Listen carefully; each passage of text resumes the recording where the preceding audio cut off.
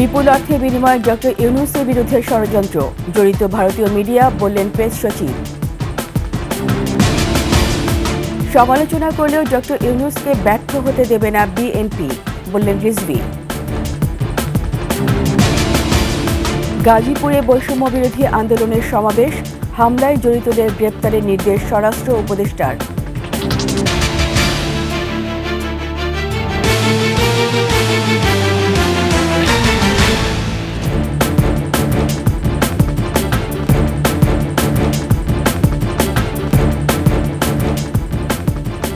শুনছিলেন সংবাদ শিরোনাম। আমন্ত্রণ ২১ দুপুরের সংবাদে, সাথে আছি রীতা চৌধুরী। দর্শক, ২১ টেলিভিশনের সংবাদ একই সাথে সরাসরি দেখতে পাবেন আমাদের ফেসবুক পেজ www.facebook.com/2124, অনলাইনে সাবস্ক্রাইব করতে পারেন www.youtube.com/@21TV চ্যানেলে।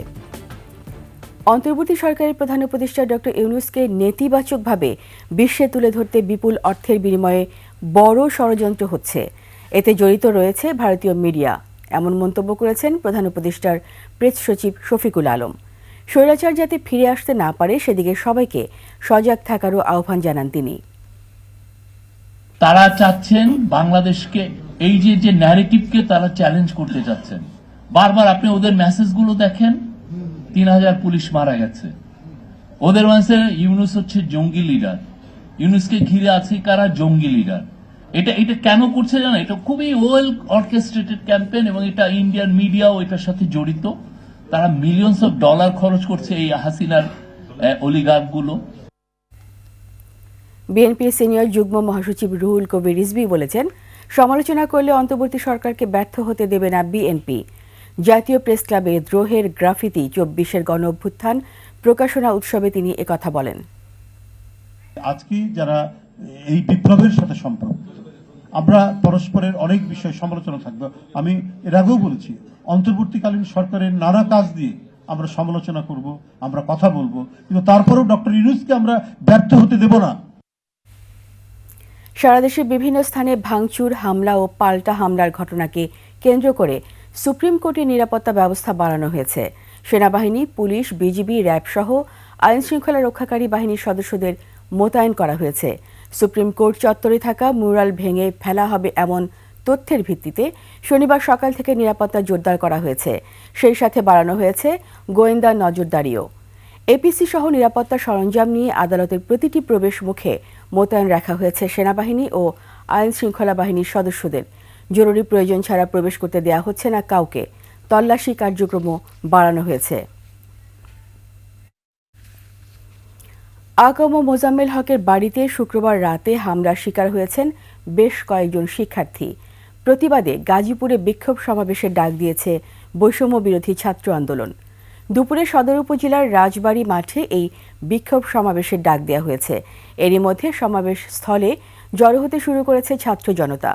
বৈষম্য বিরোধী ছাত্র আন্দোলন তাদের ফেসবুক পেজে দেওয়া এক পোস্টে বলেছে, গাজীপুরে বৈষম্য বিরোধী ছাত্র আন্দোলনের সংগঠকদের ওপর আওয়ামী সন্ত্রাসী মোজাম্মেল জাহাঙ্গীরের চাপাতি বাহিনীর হামলার প্রতিবাদে এই বিক্ষোভ সমাবেশ। এদিকে ডিসি অফিসের সামনে চলছে জাতীয় নাগরিক কমিটি বিক্ষোভ সমাবেশ।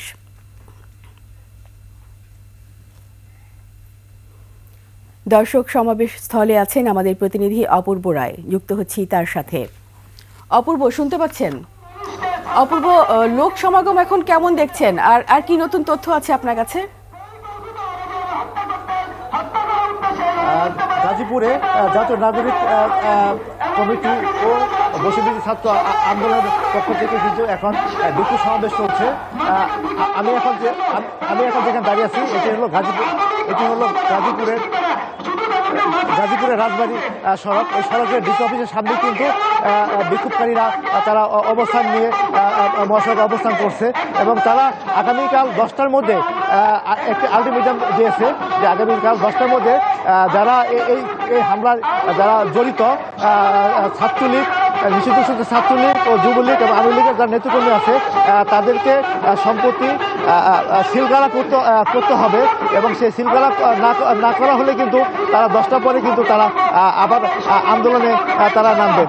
এই সমাবেশে কিছুক্ষণ আগে বৈষম্য বিরোধী আন্দোলনের ছাত্র আন্দোলনের সদস্য সচিব আরিফ সোহেল তিনি উপস্থিত হয়েছেন। তিনি একটু আগে তিনি বক্তব্য রেখেছেন।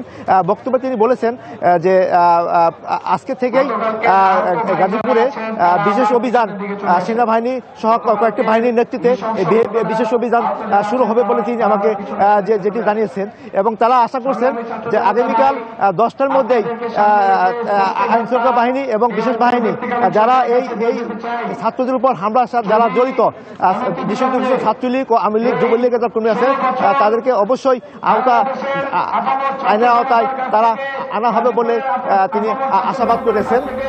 এই ছিল আমার কাছে গাজীপুরের সর্বশেষ তথ্য। ধন্যবাদ অপূর্ব। দর্শক, আমরা শুনছিলাম অপূর্ব রায়ের গাজীপুর সমাবেশ স্থল থেকে জানাচ্ছিলেন তিনি। গাজীপুরে হামলায় জড়িতদের সর্বোচ্চ বিচারে আওতায় আনা হবে বলে জানিয়েছেন স্বরাষ্ট্র উপদেষ্টা জাহাঙ্গীর আলম চৌধুরী। ঢাকা মেডিকেলে আহতদের দেখতে যেয়ে কথা বলেন তিনি। এটার ক্ষেত্রে আমরা আইনানুগ ব্যবস্থা তো নিচ্ছি এবং এটার সাথে যারা জড়িত তাদের সর্বোচ্চ বিচারের আওতায় আনা হবে এবং তাদের সর্বোচ্চ যেন পানিশমেন্ট হয় এই ব্যবস্থা করা হবে। এর আগে সাবেক মুক্তিযুদ্ধ বিষয়ক মন্ত্রী আকম মোজাম্মেল হকের গাজীপুরে বাড়িতে বিক্ষুব্ধ ছাত্র জনতার হামলা হয়। সে সময় স্থানীয়রা ডাকাত সন্দেহে তাদের বেশ কয়েকজনকে আটক করে মারধর করে। এতে কমপক্ষে 20 জন আহত হয়। গাজীপুর প্রতিনিধি অপূর্ব রায় পাঠানো তথ্যচিত্রের ডেস্ক রিপোর্ট। শুক্রবার রাত 10টার দিকে সাবেক মন্ত্রী আকম মোজাম্মেল হকের বাড়িতে হামলা চালায় বিক্ষুব্ধ জনতা। তারা বাড়িটিতে ভাঙচুর করতে থাকে এবং আগুন লাগানোর চেষ্টা চালায়। এক পর্যায়ে গ্রামে ডাকাত হামলা চালিয়েছে বলে স্থানীয়রা মসজিদের মাইকে ঘোষণা দেয়। পরে গ্রামবাসীরা লাঠিসোঁটা নিয়ে বেরিয়ে আসেন এবং 16 থেকে 17 জনকে আটক করে পিটুনি দেয়। বৈষম্য বিরোধী আন্দোলনকারীরা জানান, পরিকল্পনা মোতাবেক যুবলীগ ও নিষিদ্ধ ঘোষিত ছাত্রলীগ ছাত্রদের উপর হামলা করে। ছাত্রলীগের বিভিন্ন উস্কানি দিয়ে এবং পদবি সহ, একেবারে যদি বলি নিষিদ্ধ সংগঠনের পদবি সহ তারা আছে, ওপেনলি রামদা নিয়ে তারা সেখানে প্রবেশ করে ছাত্রদেরকে হামলা করে আটকে দিচ্ছে। মূলত ছাত্ররা সেখানে গেছিল লুটপাট থেকে থামানোর জন্য। এ ঘটনার প্রতিবাদে ছাত্ররা শহরে বিক্ষোভ করে। তারা ছাত্র, তারা বৈষম্য আন্দোলন সেগুলো বইলাই মানে খুব সুরেলো মাত্র যারা যেমনি পারে সেমনি কই যাওয়ার পর ভিতরে কয়েকজনকে ধরলাম আমরা। ধরার পর তাদের মোবাইলে দেখলাম যে তাদের মোবাইলে আওয়ামী লীগের কিছু পোস্ট এবং আওয়ামী লীগের মুজিব কোড পড়া ছবি। 20 জন আহত, তার মধ্যে 4 জনের অবস্থা খুবই মুমূর্ষ, তাদের সাথে সাথে মেডিকেলে পাঠানো হয়েছে। সদর থানার ওসি 1 ঘন্টা 30 মিনিট পরে আসছিল এবং ওনার এই গাফিলতির কারণে মূলত এই পরিস্থিতি আরো বড় আকার ধারণ করছে। আহতদের উদ্ধার করে 13 জনকে ঢাকা মেডিকেল কলেজ হাসপাতাল ও 6 জনকে শহীদ তাজউদ্দিন আহমেদ মেডিকেল হাসপাতালে ভর্তি করা হয়। এদিকে রাতে গাজীপুরের শহীদ তাজউদ্দিন আহমেদ মেডিকেল হাসপাতালে আহতদের দেখতে ঢাকা থেকে ছুটে আসেন কেন্দ্রীয় সমন্বয়ক হাসানাত আব্দুল্লাহ ও কেন্দ্রীয় সমন্বয়ক সার্জিস আলম। ইউসুফ হাসান নাইম, 21 টেলিভিশন। নিচ্ছি সংবাদ বিরতি। যখন ফিরব তখন অন্যান্য খবরের সঙ্গে আরও থাকবে। উৎপাদনে ভরা মৌসুমে কক্সবাজারে মাঠ পর্যায়ে লবণের দরপতন। আবার আমন্ত্রণ 21 দুপুরের সংবাদে। 24-এর গণহত্যার আগে কোনো নির্বাচন চায় না জামায়াত। কক্সবাজারে দলের কর্মী সম্মেলনে একথা বলেছেন জামায়াত আমির ডক্টর শফিকুর রহমান। বিচার হতে হবে, বিশেষ করে 24-এর গণহত্যার বিচার অবশ্যই হতে হবে। আগে বিচার, তারপরে অন্য কাজ। এ বিচার না হলে শহীদের আত্মার সাথে বেঈমানি করা হবে। শহীদের আত্মা কষ্ট পাবে। যারা বুক চিতিয়ে দেশবাসীকে আজকে কথা বলার, সম্মানের সাথে মর্যাদার সাথে চলাফেরা করার পরিবেশ এনে দিয়েছে, আমরা তাদের সাথে বেঈমানি করতে পারবো না।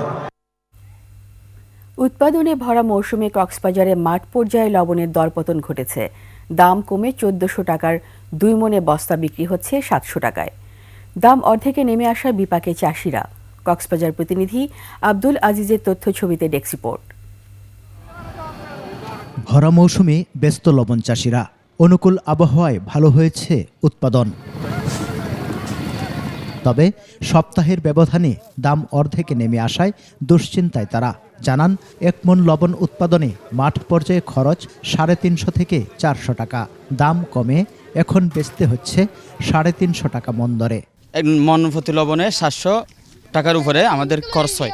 এখন আমরা বিক্রি করতে গেলে 200 টাকার বেশি বিক্রি করতে পারতেছি না এখন। তো মিল মালিক হলে সিন্ডিকেটের কারণে আর লবণের দাম না পাই। লবণের অবস্থা দাম কম, মানে কিমত কম, আর খরচের দিকে নোয়ারের। বিসিকের লবণ চাষ প্রকল্পের কর্মকর্তারা জানান, বাজারে সরবরাহ বৃদ্ধি পাওয়ায় দাম কমেছে। তবে চাষিরা যাতে ক্ষতিগ্রস্ত না হন সেজন্য বিষয়টি মনিটরিং করা হচ্ছে। মজুদের লবণটা যখন শেষ হয়ে যাবে তখন অটোমেটিক আবার নতুন সিজন শুরু হয়েছে, তখন আবার চাহিদা বাড়তে থাকলে তখন অটোমেটিক লবণের দামটা আবার বৃদ্ধি পাবে। আমরা তাদেরকে পরামর্শ দিয়েছি যে যাতে বাজারে যেহেতু সরবরাহ বেশি, তারা যেন একসাথে সব লবণ বিক্রি না করে ধাপে ধাপে আস্তে আস্তে বিক্রি করে। বিসিকের তথ্য মতে কক্সবাজার ও চট্টগ্রামের বাঁশখালী অঞ্চলে চলতি মৌসুমে ৬৮,০০০ একর জমিতে লবণ চাষ হচ্ছে। উৎপাদন লক্ষ্যমাত্রা নির্ধারণ করা হয়েছে ২৬,১০,০০০ মেট্রিক টন। সমর ইসলাম, ডেস্ক রিপোর্ট, ২১ টেলিভিশন। দরপত্র না করে ভুয়া প্রকল্প দেখিয়ে কোটি কোটি টাকা হাতিয়ে নেওয়ার অভিযোগ উঠেছে পাবনা জেলা পরিষদ চেয়ারম্যান আব্দুর রহিম পাকনের বিরুদ্ধে। দুর্নীতিতে সহযোগিতার অভিযোগ রয়েছে পরিষদের মেম্বার, প্রধান নির্বাহী কর্মকর্তা ও দায়িত্বে থাকা কিছু কর্মকর্তা কর্মচারীর বিরুদ্ধেও। এ নিয়ে তদন্ত কমিটি করা হলে তাদের অনুসন্ধানে মিলে দুর্নীতির সত্যতা। এরপর থেকেই পলাতক অভিযুক্তরা। পাবনার প্রতিনিধি রাজিউর রহমান রুমির তথ্যচিত্রে ডেস্ক রিপোর্ট। ফেসিবাদী আওয়ামী লীগ সরকারের আমলের পাবনা জেলা পরিষদের চেয়ারম্যান নির্বাচিত হয়েছিলেন জেলা আওয়ামী লীগের সহসভাপতি আব্দুর রহিম পাকন। চেয়ারম্যান হয়েই দুর্নীতির মাধ্যমে নিজের পকেট ভারী করার কাজে নেমে পড়েন পাকন। পাবনাবাসীর কাছে পরিচিত ছিল তার দুর্নীতির ভরপুত্র হিসেবে। অভিযোগ ওঠে ভুয়া প্রকল্প দেখিয়ে সরকারি অর্থ লুটপাটের। জেলা পরিষদের আওতায় রাস্তার পাশে গাছ লাগানো ও কাটা, শেখ মুজিবুর রহমানের মোরাল ও ডিজিটাল ডিসপ্লে বোর্ড স্থাপন সহ নানা নামে করেন ভুয়া প্রকল্প। আমাদের নতুন বিল্ডিং এর 5,30,00,000 টাকা ছিল, ওইখান থেকে সয়েল টেস্টের নামে তার নিজস্ব প্রতিষ্ঠান দিয়ে কাজ করাইছে, কোটি কোটি টাকা এখান থেকে আত্মসাৎ করেছে। শুধু তাই নয়, জেলার বিভিন্ন স্কুল, কলেজ, মসজিদ, মাদ্রাসার নামে বরাদ্দ দেখানো হয়, অথচ টাকা বরাদ্দের কথা জানতেন না ওই সব প্রতিষ্ঠানের কেউ। বলছিল যে আপনাদের পাশের ব্যবস্থা করা হবে বা টেন্ডার হবে, তারপরে আমরা আর কোনো খোঁজ খবর জানিও না বা পাইও নেই। এই মসজিদের টাকা 2-4 বছরের মধ্যে পাই নেই, তাহলে এই টাকাটা গেল কোথায়? এই প্রথম শুনলাম যে আমাদের এই 5.5 লক্ষ টাকা প্রকল্প আছে। 5 আগস্টের পর অফিস থেকে গায়েব সেই সব প্রকল্পের ফাইল। কর্মকর্তা কর্মচারীরা দায় চাপাচ্ছেন পরিষদের সদস্যদের দিকে। আগের পর্ষদ সদস্যরা এটা জোর করে করানো হয়েছে আমাকে দিয়ে। এই ধরনের কোনো ফাইল আমার কাছে নাই। ফাইল হলে অ্যাকাউন্টেন্টের কাছে, ফাইল কি সই করার পরে বিল পাওয়ার পর তো ফাইল আমার কাছে থাকে, ফাইল থাকে ওখানে। তদন্তেও বিভিন্ন অনিয়মের সত্যতা পেয়েছে স্থানীয় সরকার বিভাগের তদন্ত কমিটি। আমার কাছে মনে হয়েছে যে এখানে ডকুমেন্টেশনেরও ব্যাপক ঘাটতি আছে, আইন কানুনের খুব একটা পরোয়া করা হয় না। ফেসিবাদী সরকারের পতনের পর পলাতক জেলা পরিষদের চেয়ারম্যান আব্দুর রহিম পাকন সহ অন্য জনপ্রতিনিধিরা। Khurshid Alam, desk report, 21 television. দীর্ঘ সময় পেরিয়ে গেলেও বাংলাদেশ থেকে একজন রোহিঙ্গাকেও ফেরত নেয়নি মিয়ানমার, কিংবা বাংলাদেশ চেষ্টা করেও আন্তর্জাতিক আশ্বাসও মিলছে না কোনো সুদূরপ্রসারী ফলাফল। মিয়ানমারের উপর চীনের আধিপত্য সত্ত্বেও নেই দেশটির কোনো লক্ষণীয় ভূমিকা। বিশ্লেষকরা মনে করছেন রোহিঙ্গাদের ফিরিয়ে নিতে কোনো দিনই মিয়ানমারকে চাপ দেবে না চীন। তাই এক্ষেত্রে আন্তর্জাতিক সম্প্রদায়ের সমন্বিত চাপ ছাড়া কোনো বিকল্প নেই। বিস্তারিত জানাচ্ছেন নাহিদ সিরাজি নিম্মি।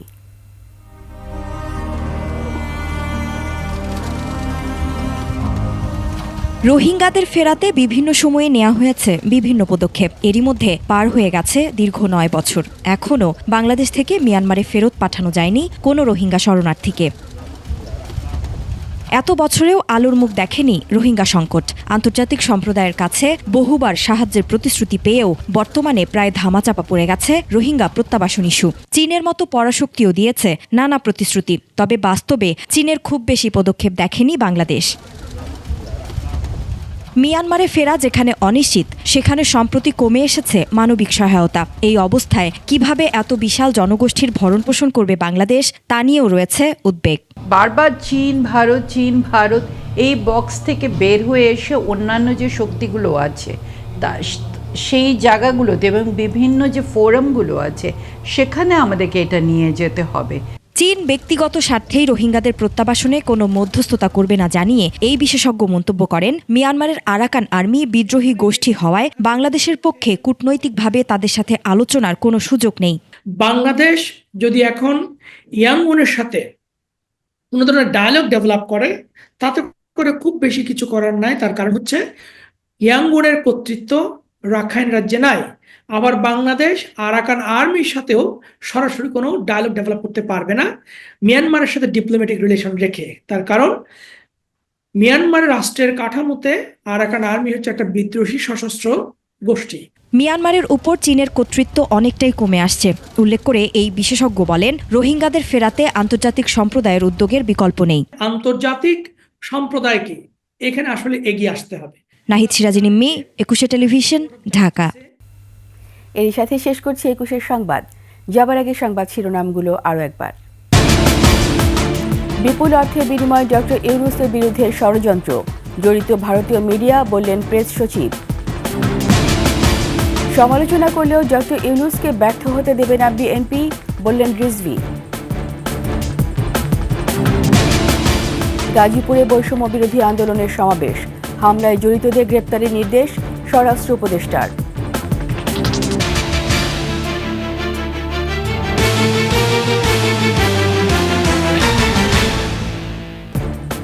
সবশেষ সংবাদ জানতে ডায়াল করুন 2024 নম্বরে, আর ভিজিট করুন 21-tv.com ওয়েবসাইটে। ফেসবুকে ভিজিট করতে পারেন www.facebook.com/2124, অনলাইনে সাবস্ক্রাইব করতে পারেন www.youtube.com/21tv চ্যানেলে। এতক্ষণ সঙ্গে থাকার জন্য সবাইকে ধন্যবাদ। পরবর্তী সংবাদ বিকেল 5টায় দেখার আমন্ত্রণ রইল। 21-এর সাথেই থাকুন।